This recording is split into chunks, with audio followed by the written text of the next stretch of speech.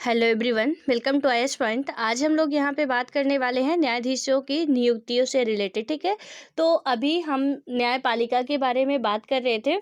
तो इसके मतलब इंट्रोडक्शन और कुछ चीज़ें कि न्यायपालिका स्वतंत्र कैसे होती है या क्यों हमें ज़रूरी होता है, तो उसके तीन हमने मेन पॉइंट देखे थे कि इसके स्वतंत्र होने का मेन रीज़न क्या है या इसे क्यों स्वतंत्र रखा गया है या रखा जाना चाहिए था। ठीक है, तो इसमें से आई होप कि आपको भी बहुत सारी बातें समझ में आ गई होंगी।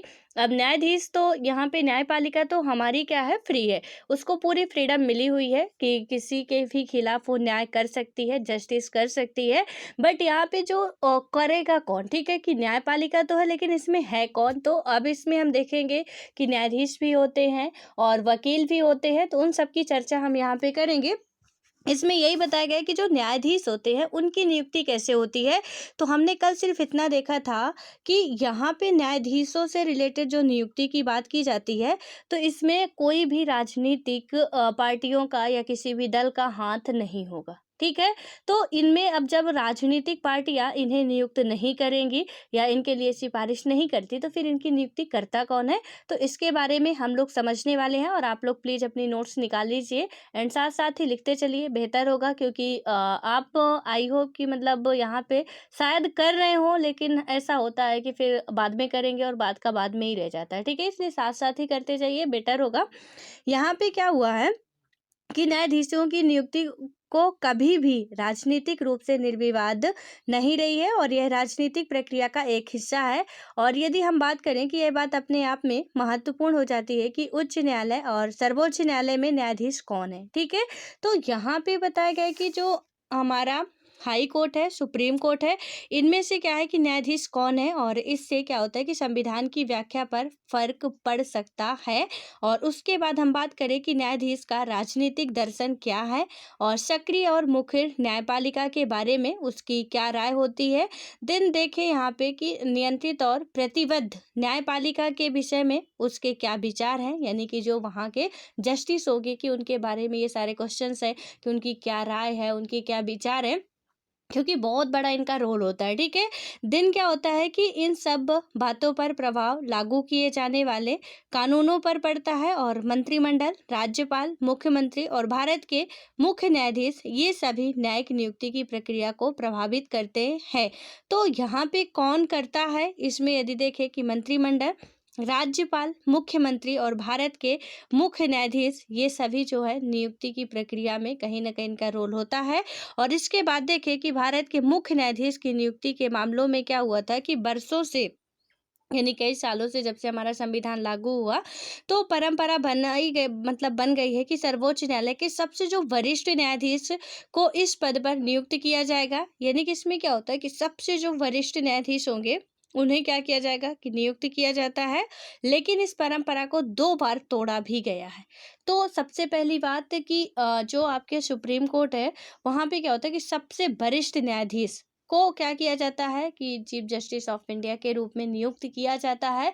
और उसके बाद हमने पहले भी देखा था कि वकालत वगैरह के उनके पास अनुभव होना चाहिए। ठीक है, तो इसमें क्या बताया गया, यहाँ पे इसमें 2 बार ऐसा हुआ है कि कहीं ना कहीं ये नियम जो पहले से बना आ रहा है उसे तोड़ा गया है कि वरिष्ठ न्यायाधीश की जगह किसी और को रखा गया है। ठीक है, तो इसमें क्या हुआ, 1973 में क्या हुआ था कि 3 वरिष्ठ न्यायाधीशों को छोड़कर न्यायमूर्ति A.N. रे को भारत का मुख्य न्यायाधीश नियुक्त किया गया। ये दोनों ही घटनाएं आप याद रखिएगा कि कब कब ऐसा हुआ है। तो 1973 में पहली बार हुआ था कि 3 वरिष्ठ जो न्यायाधीश थे उन्हें छोड़कर किसे बनाया गया था, A.N. रे को भारत के मुख्य न्यायाधीश बनाया गया था। ठीक है, और फिर क्या हुआ था कि 1975 में न्यायमूर्ति H.R. खन्ना को पीछे छोड़ते हुए न्यायमूर्ति M.H. वेग की नियुक्ति की गई। ठीक है, तो ये कुछ अपवाद है जो कि मतलब वरिष्ठ न्यायाधीश थे उन्हें ना बना के किसी और को बनाया गया।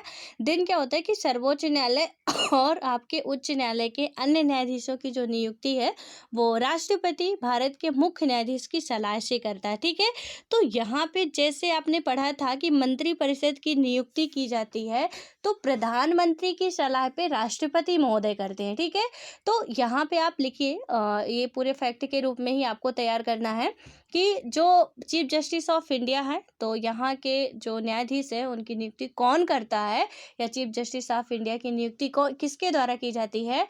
तो इसमें क्या बताया गया है कि मुख्य न्यायाधीश की सलाह से राष्ट्रपति के द्वारा की जाती है। ठीक है, तो अभी जो आपके यहाँ पे अभी हाल फिलहाल में 48 नंबर के जो चीफ जस्टिस ऑफ इंडिया बनाए गए हैं, आज का आपका होमवर्क यही है कि वो कौन है। ठीक है, तो अभी बस ज़्यादा दिन नहीं हुए हैं, तो आई होप कि आपको वो पता होगा कि कौन है, क्योंकि जो पहले थे वो तो जा चुके हैं। अब दूसरे 48 नंबर के बनाए गए हैं, थोड़ा उनके बारे में आपको जानना भी जरूरी है।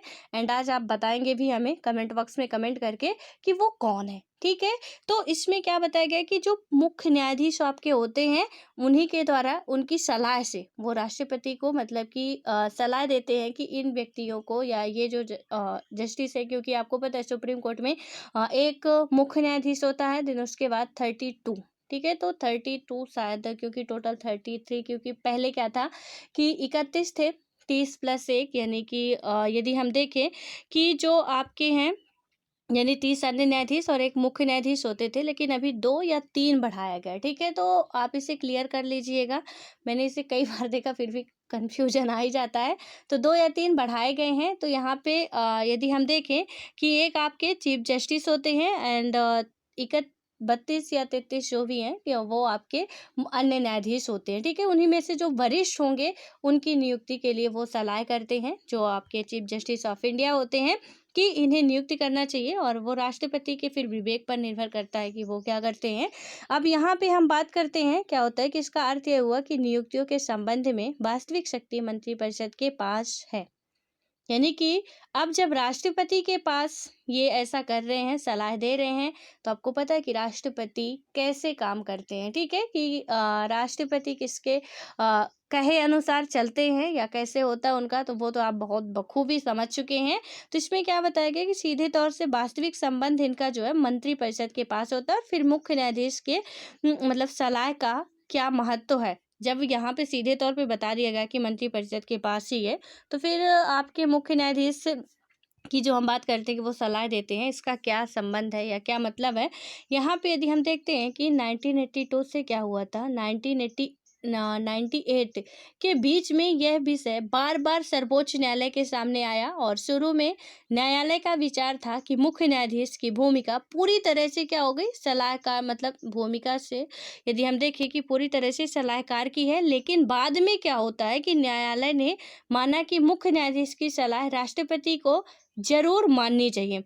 यानी कि बाद में क्या हो गया कि मुख्य जो न्यायाधीश सलाह देंगे, वो राष्ट्रपति को बिल्कुल माननी ही पड़ेगी। ये तो भाई वही हुआ कि मतलब हम कुछ भी बोल रहे हैं, आप मान लो। ठीक है, तो इसमें से जब ऐसी बात आती है, और यहाँ पे क्या होता है कि आखिरकार जो हमारा सर्वोच्च न्यायालय ने एक नई व्यवस्था की, और इसके अनुसार सर्वोच्च न्यायालय का जो मुख्य न्यायाधीश अन्य 4 वरिष्ठतम न्यायाधीशों की सलाह से कुछ नाम प्रस्तावित करेगा।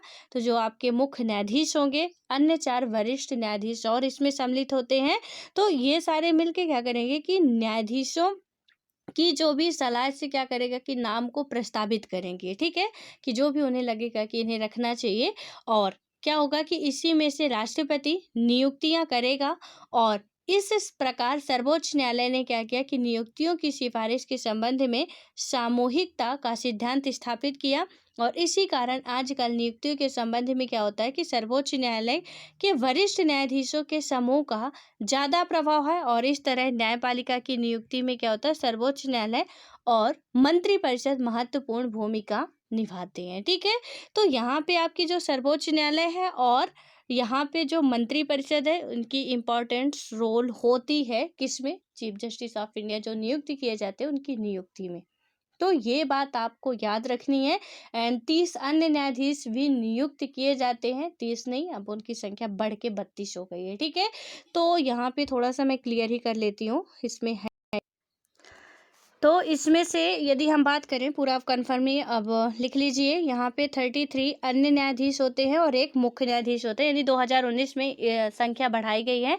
तो इसमें से पहले क्या होता था, 30 + 1 होता था, ठीक है। लेकिन अब क्या कर दिया गया है कि और बढ़ा के इसमें से पहले 31 होते थे, 3 और बढ़ा दिए गए, यानी 34 अब हो गए हैं। एक मुख्य न्यायाधीश और 3 अन्य न्यायाधीश, ये बात आपको याद रखनी है। और इसके बाद अब हम बात करते हैं यहाँ पे, इसमें हमने पहले देखा था कि राजनीतिक हस्तक्षेप नहीं होता है, लेकिन यहाँ पे ये जो मंत्री परिषद की बात की गई है, इसे आप बिल्कुल मतलब कंफ्यूज नहीं होना है कि कैसे क्या है। यहाँ पे मंत्री परिषद का भी इम्पोर्टेंट रोल होता है कि जब वो सलाह देते हैं, देन सलाह देने के बाद कि मंत्री परिषद जो भी सलाह मशवरा करेगी, राष्ट्रपति को फिर क्या निर्णय लेना, किसे नियुक्ति करना है, वो सारी चीज़ें आपको पता होनी चाहिए। और यहाँ पे आप जो अभी 48 नंबर के चीफ जस्टिस ऑफ इंडिया बनाए गए हैं, तो प्लीज़ उनका कमेंट बॉक्स में नाम आप लिख के बताइएगा, क्योंकि ये अभी हाल फिलहाल की घटना है।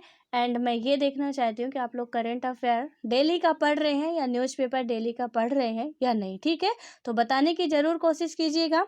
अब आते हैं हम यहाँ पे कि न्यायाधीशों को पद से हटाना। हम कल ही बात कर चुके हैं कि न्यायाधीशों को पद से हटाना इतना आसान काम नहीं है, ठीक है। तो फिर इन्हें पद से हटाया कैसे जाता है या क्या इसकी प्रोसेस होती है। यहाँ पे नियुक्ति के बाद, अब जब नियुक्ति हो गई तो ऑब्वियस है कि यदि वो कुछ भी आनाकानी कर रहे हैं तो उन्हें तो हटाना पड़ेगा। हटाना कैसे, कि उनका कार्यकाल तक तो फिक्स है, ठीक है। उन्हें अपने जॉब को लेके ये नहीं है कि आज है कल नहीं होगी, तो इसकी तो वो बिल्कुल फिक्र नहीं करते हैं। वो बिंदास रहते हैं कि हमारी जॉब जब तक है, हमारे पास टाइम, तब तक हम यहाँ पे बने रहेंगे, कोई भी हमें रोक नहीं सकता। लेकिन दिक्कत ये आती है यहाँ पे कि ऐसे में तो फिर वही होगा कि मतलब इनके पास जॉब सिक्योरिटी है, तो फिर ये कुछ भी कर सकते हैं। इसलिए कुछ प्रावधान ऐसे भी रखे गए हैं कि इन्हें हम हटा भी सकते हैं। अब देखते हैं कि वो प्रावधान है क्या। तो सर्वोच्च न्यायालय हो या उच्च न्यायालय हो आपका, यहाँ के जो भी न्यायाधीश होते हैं, तो उनके पद से हटाना काफ़ी कठिन है, ठीक है। और कदाचार साबित होने अथवा अयोग्यता की दशा में ही उन्हें पद से हटाया जा सकता है। और न्यायाधीश के विरुद्ध जो है आरोपों पर संसद के एक विशेष बहुमत की स्वीकृति होती है। ये बात आप नोट कर लीजिए कि जो भी चाहे वो आपके हाई कोर्ट के न्यायाधीश हो, चाहे वो आपके सुप्रीम कोर्ट के न्यायाधीश हो, ठीक है, यदि इन्हें हटाना है तो विशेष बहुमत के द्वारा हटाया जाएगा। कैसे हटाया जाएगा, आप नोट कर लीजिए।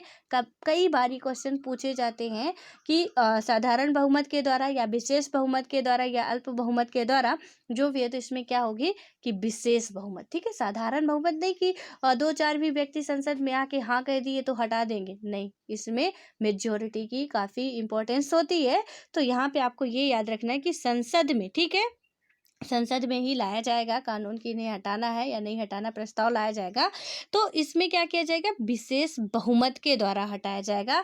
अब उसके बाद क्या होता है कि क्या आपको याद है कि मतलब यह विशेष बहुमत क्या है। अब विशेष बहुमत क्या है कि जब विशेष बहुमत के द्वारा हटाया जाता है, तो इससे हमने क्या किया था कि चुनाव वाले अध्याय में अच्छे तरीके से भी पढ़ा था कि विशेष बहुमत का मतलब क्या होता है, जो मैंने अभी आपको बताया कि साधारण बहुमत का मतलब क्या है कि आप सिंपल सा है कि कोई भी विधेयक हम पास कर यहाँ पे लाना लोकसभा या राज्यसभा में, तो 2-4 लोग भी हैं वहाँ पे, तो साधारण बहुमत के द्वारा उसे हम पारित कर देंगे, ठीक है।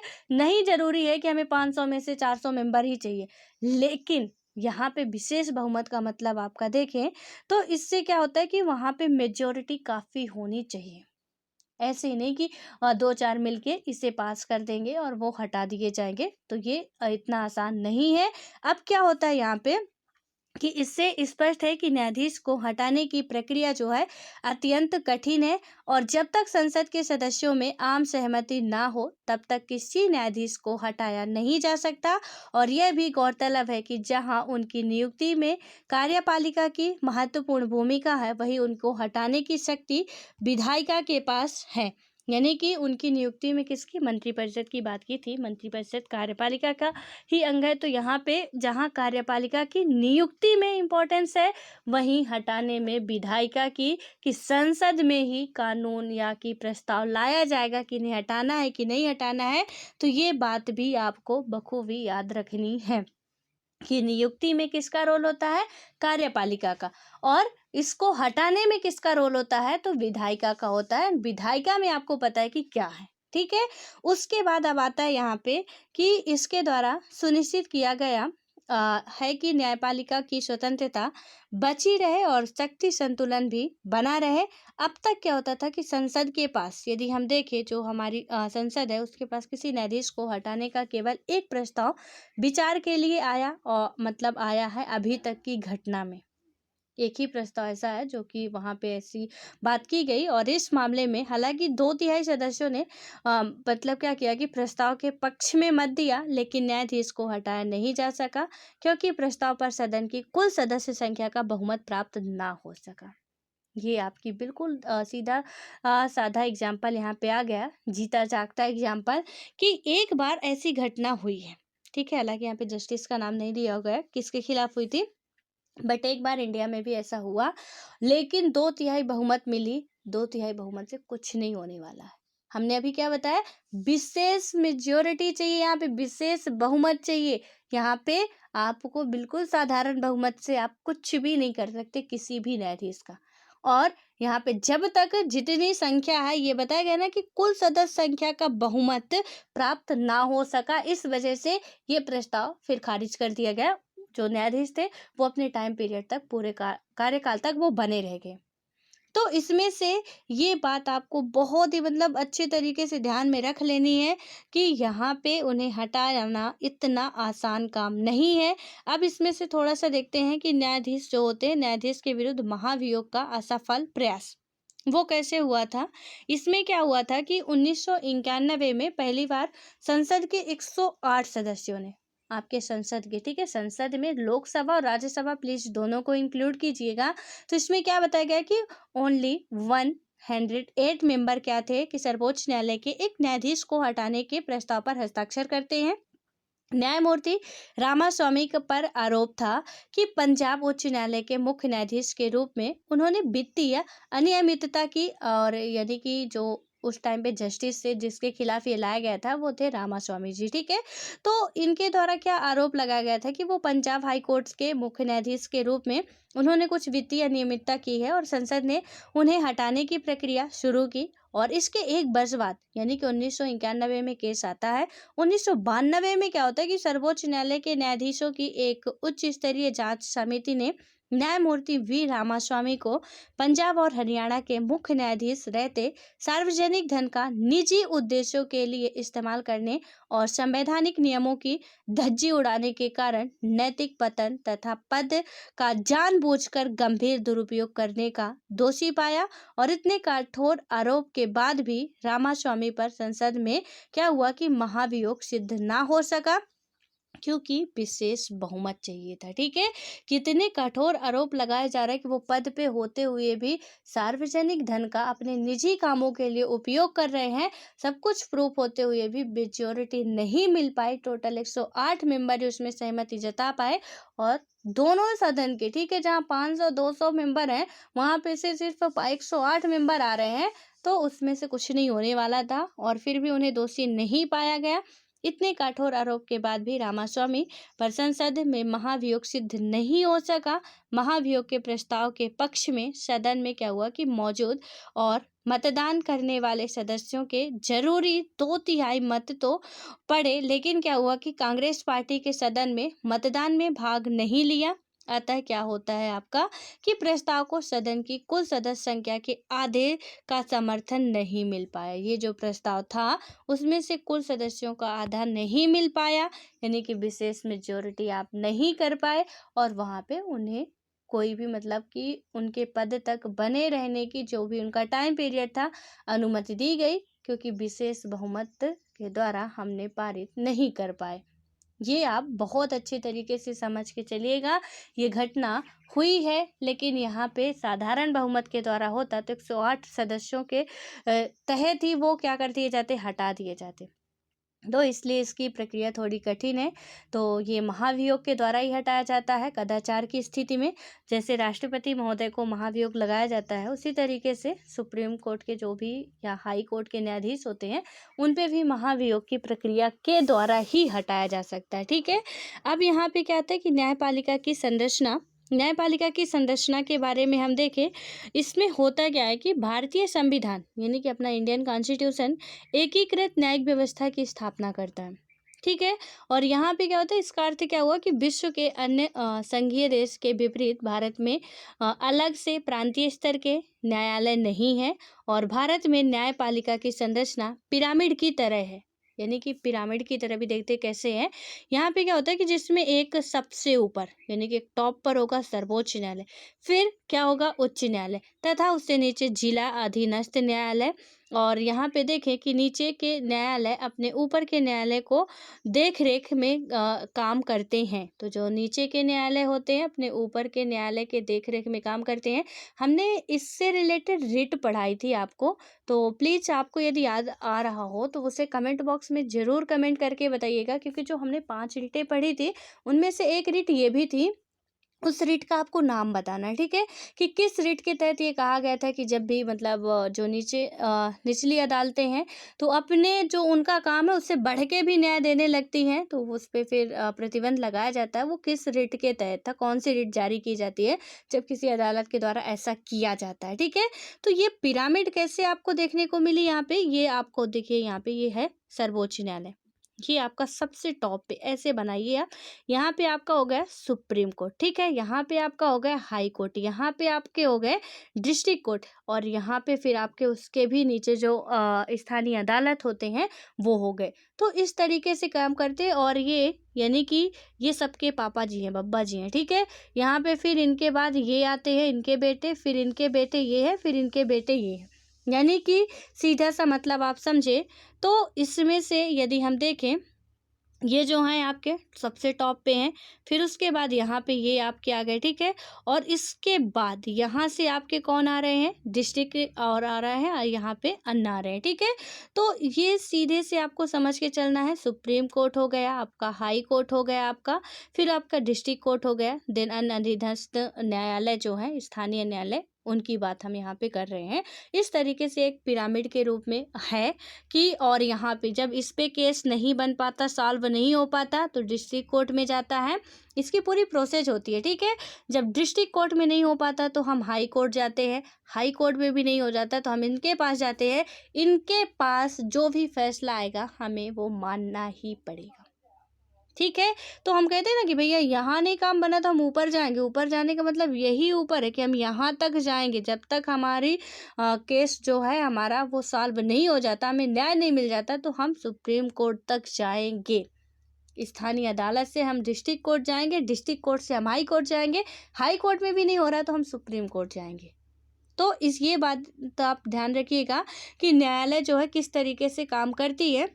देखिए इसमें सारी बातें लिखी भी गई है कि आपका जो सर्वोच्च न्यायालय है तो इसके फैसले सभी अदालतों को मान्य होते हैं। कोई भी यानी कि जो भी फैसले आएंगे जो आपके सबसे टॉप पे है, तो उसके फैसले सभी अदालतों, जो भी निचली अदालतें, फिर वो चाहे हाई कोर्ट ही क्यों ना हो, हाई कोर्ट आपके स्टेट लेवल की सबसे मतलब उच्च लेवल की वो अदालत है, लेकिन उसे भी मानने पड़े, क्योंकि वो स्टेट लेवल की, सेंट्रल लेवल की एक ही है, वो है सुप्रीम कोर्ट।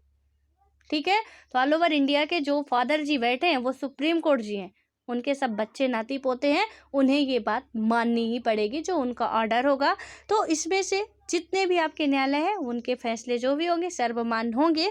यह क्या होगा कि उच्च न्यायालय के न्यायाधीशों की मतलब न्यायाधीशों का तबादला कर सकता है। जो भी आपके हाई कोर्ट के न्यायाधीश होते हैं उनका ट्रांसफ़र सर्वोच्च न्यायालय के द्वारा किया जा सकता है। ठीक है। आप कहीं पे इसे नोट कर लीजिए तो बेहतर होगा सारे पॉइंट्स। अब क्या होता है कि यह किसी अदालत का मुकदमा अपने पास मंगवा सकता है, किसी भी अदालत का मुकदमा ये अपने पास मंगवा सकता है, चाहे वो आपकी स्थानीय न्यायालय क्यों ना हो। ठीक है। और उसके बाद यह किसी एक उच्च न्यायालय में चल रहे मुकदमे को दूसरे उच्च न्यायालय में भी भिजवा सकता है। कि एक उच्च न्यायालय में कोई मुकदमा चल रहा है और इसे लग रहा है कि यहाँ से काम नहीं बनने वाला, दूसरे उच्च न्यायालय में हमें भेजना चाहिए, तो वो दूसरे कहाँ पे भेज देगा, हाई कोर्ट में ट्रांसफ़र कर देगा, एक हाई कोर्ट से दूसरे हाई कोर्ट में, ठीक है। ये पावर होती है सुप्रीम कोर्ट के पास। अब आते हैं हम देखते हैं सुप्रीम कोर्ट के बेटे जी को, हाई कोर्ट को देखते हैं। तो इसमें क्या होता है कि निचली अदालतों के फैसलों पर की गई अपील की सुनवाई कर सकता है।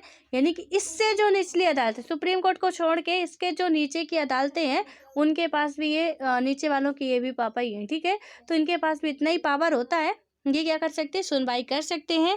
मौलिक अधिकारों को बहाल करने के लिए रिट जारी कर सकते हैं। तो रिट जारी करने का इन्हें भी अधिकार होता है मौलिक अधिकारों से रिलेटेड। तो हमने देखा था कि संवैधानिक उपचारों के अधिकारों में ही आपका 5 तरीके की रिट बताई गई हैं, ठीक है। तो वो रिट जो है उनके आधार पर ये अपना पूरा उनका संरक्षण कर सकते हैं। हाई कोर्ट के पास भी ये शक्ति है।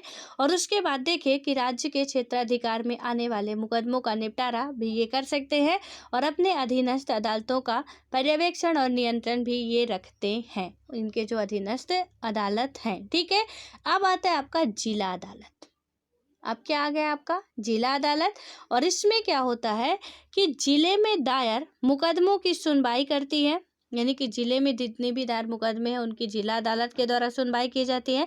निचली अदालतों के फैसलों पर की गई अपील की भी सुनवाई करती है। अब निचली अदालत की मतलब कैसे कि ये भी इनके पापा ये हैं, ठीक है, कि जिला अदालत जो है स्थानीय या अधीनस्थ अदालतों की द्वारा जो भी सुनवाई की गई काम नहीं बन रहा है तो यहाँ पे फिर केस आता है। और उसके बाद क्या होता है कि गंभीर किस्म के आपराधिक मामलों पर भी ये फैसला देती है। और फिर आती है आपकी अधीनस्थ अदालत। यहाँ पे क्या होता है कि फौजदारी एवं दीवानी के साथ मुकदमों पर विचार करती है। तो ये फौजदारी और दीवानी के जो भी मुकदमे हैं उन पर विचार विमर्श करती है।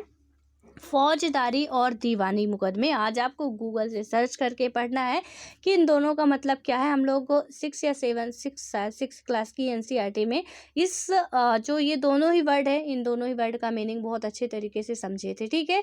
तो आप जो भी रेगुलर देख रहे होंगे उन्हें तो कोई प्रॉब्लम नहीं होगी। और आप हमेशा सोचते होंगे ना कि ये मैडम आधा छोड़ देती है। आधा इसलिए छोड़ा जाता है क्योंकि थोड़ा आप भी मेहनत करो, थोड़ा हम भी मेहनत करें तो काम बनने वाला है। क्योंकि बना बनाया पका पकाया मिल जाएगा तो फिर आप कोशिश करोगे कि कोई चबा के भी दे दे तो हम सीधे गटक ले, ठीक है। ऐसा नहीं होता है, थोड़ा आपको मेहनत करनी पड़ेगी। तो इसमें आप देखिएगा कि फौजदारी मुकदमा क्या है, दीवानी मुकदमा क्या है, ठीक है। तो ये एनसीईआरटी 6 में ही, जहाँ तक मुझे याद आ रहा है शायद 6 क्लास की बुक में ही आपको मिल जाएगा। तो वहाँ से 6 या 7 के इसी में है, तो आप देख लीजिएगा। बहुत अच्छे तरीके से उसमें एक्सप्लेन किया गया है एंड मैंने भी आपको समझाने की कोशिश की थी। तो आप वहाँ से इसे कंप्लीट कर सकते हैं, या तो गूगल बाबा आपके है ही, कहीं मत जाइए।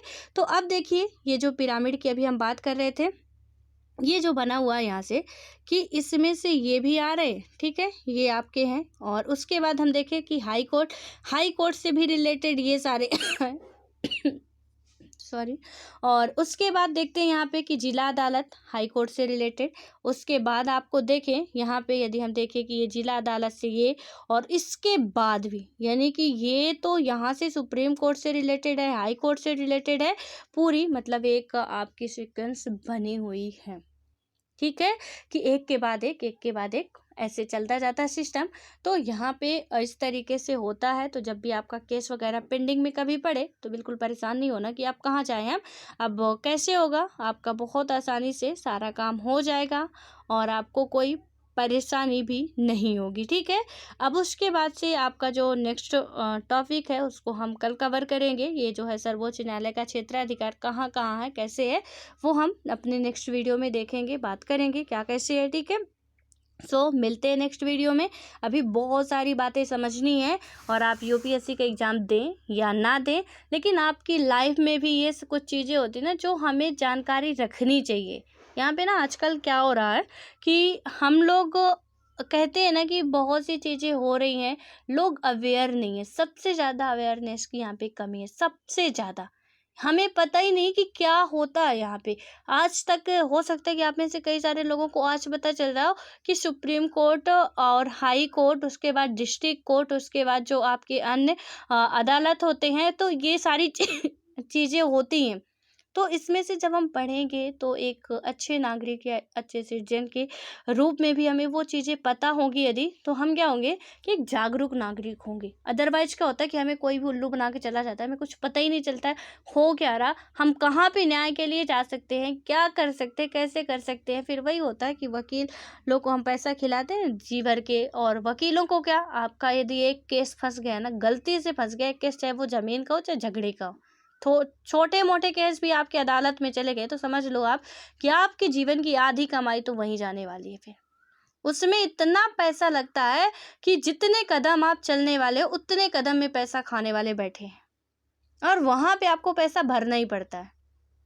आप जो भी कहते हैं ना कि सब पे फंस जाओ, लेकिन किसी अदालत के मुकदमे पे मत फंसना, क्योंकि वहाँ पे यदि आप फंस गए ना तो एक तो ज़िंदगी भर तो आप निकलने वाले नहीं, ज़िंदगी भर आपकी पेशियाँ चलेंगी, और जब तक पेशियाँ चलेंगी तब तक आपके वो जेब का खर्चा होता रहेगा, पैसा आपका जाता रहेगा, और एक को नहीं, माँ बाबू को भी देना पड़ता, वकील को भी देना पड़ता, और कई सारे लोग होते हैं उन सबको, जहाँ मैंने बताया ना कि जितने कदम आप रखोगे उतने कदम पे आपको रुपया देना पड़ेगा, यानी कि आपकी ज़िंदगी की आधी इनकम तो केस पे जा रही है। इसलिए ये सारी बातें आपको समझ के चलनी है कि क्या कैसे होता है एक अच्छे नागरिक के रूप में भी। एंड यूपीएससी एस्पिरेंट है तो उसके हिसाब से तो आपको और अच्छे तरीके से पूरा अपना कंसेप्ट क्लियर करके ही चलना है। तो यहाँ पे जब भी, क्योंकि हमारी लाइफ में भी ना कभी कभी ऐसे स्थितियाँ आ जाती हैं, ऐसी हम नहीं कह सकते, हम भले ही बहुत कहें कि बहुत अच्छे हैं बहुत शांत है, लेकिन दुश्मन बसे होते हैं, ठीक है, कोई भी कितना अच्छा हो, हर एक के दुश्मन कहीं ना कहीं निकल ही आते हैं। तो इसलिए हमें भी ये सारी चीज़ें पता होनी चाहिए। अब हम देखेंगे कि सर्वोच्च न्यायालय का जो क्षेत्राधिकार है वो क्या कैसे है, उसके बारे में पूरा बात करेंगे। यहाँ पे है कि मौलिक है, अपीली है, सलाहकारी है, वो सारी बातें हम लोग क्लियर करेंगे। सो मिलते हैं नेक्स्ट वीडियो में। All the best.